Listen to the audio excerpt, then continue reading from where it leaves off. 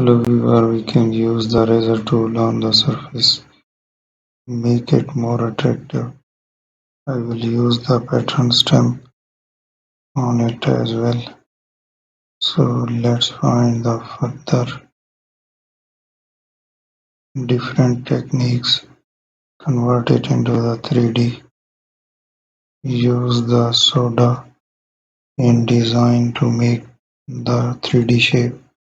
So let's wait for it, it may take few seconds.